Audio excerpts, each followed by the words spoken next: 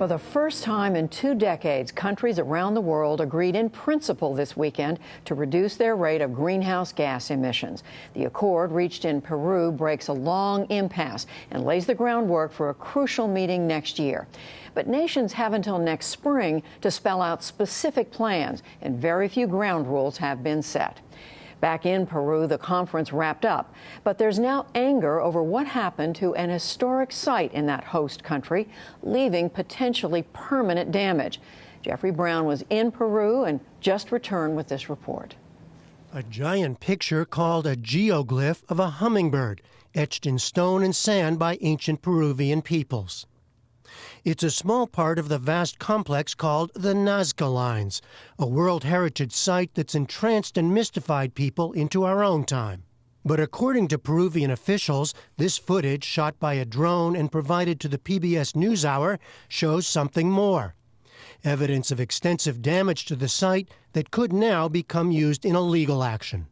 You see the light here over there? The story began a week ago when before dawn, 20 members of the environmental group Greenpeace trekked to the site, which is strictly off limits to visitors. In cloth letters, they spelled out, "Time for change, the future is renewable, Greenpeace." It was a message aimed 260 miles away at the climate conference in Lima, where leaders from 196 nations were negotiating over limits to carbon emissions.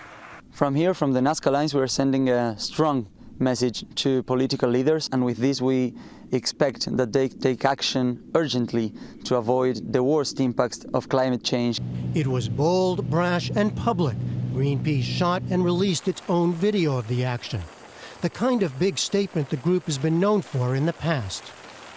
Greenpeace also, for example, projected a message promoting solar energy on a mountain overlooking the world-famous Peruvian site of Machu Picchu. Greenpeace may have intended one message, but this quickly mushroomed into an international incident, one that Peruvian authorities here took very seriously. To have a group of people, irresponsible, childish, ¿no es cierto?, to lay out a message in completely disrespect for the law, no, and absolutely disregard for what they were actually damaging. No? I was in Peru last week as this unfolded, at another of the nation's important archaeological sites, Chanchan, where I spoke with Luis Jaime Castillo, Vice Minister of Culture, and himself an anthropologist. What was your reaction to the Greenpeace action? Well, first, I think indignation, no? Because this happened under circumstances that are completely unacceptable. No?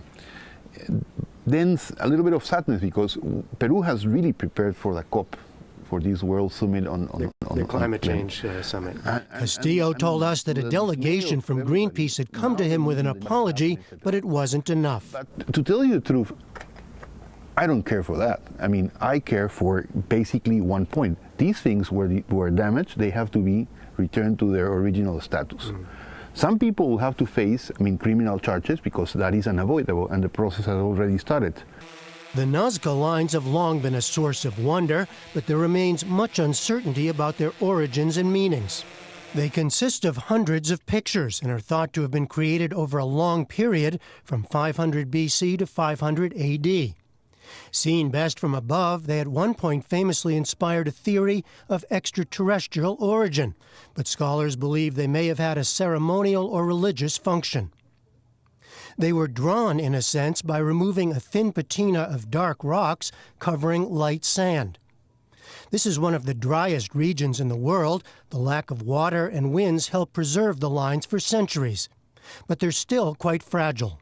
When you step on it, you simply break the patina and expose the bottom surface. How long does it take for the nature to lift again all that sand, and expose again and create the patina? Hundreds of years? Thousands of years? We really don't know. When archaeologists do visit, as they did last week to assess the damage, they wear special pads on their shoes to broadly distribute their weight. By contrast, photos taken by Peru's Culture Ministry showed footprints and overturned rocks, allegedly by Greenpeace demonstrators.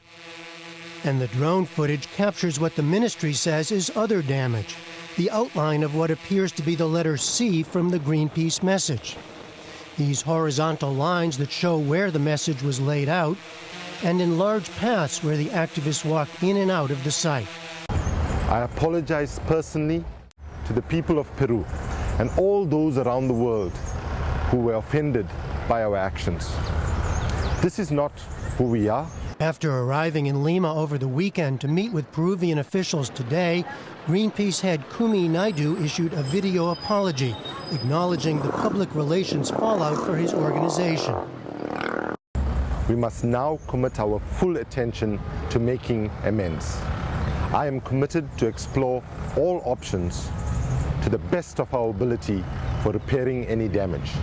Late this afternoon, though, Peruvian Vice Culture Minister Castillo told me by phone that Greenpeace had yet to provide a full list of the international group of participants who are thought to have fled the country. He said Peru still plans to pursue criminal and civil cases to discourage future such actions. I'm Jeffrey Brown for the PBS NewsHour.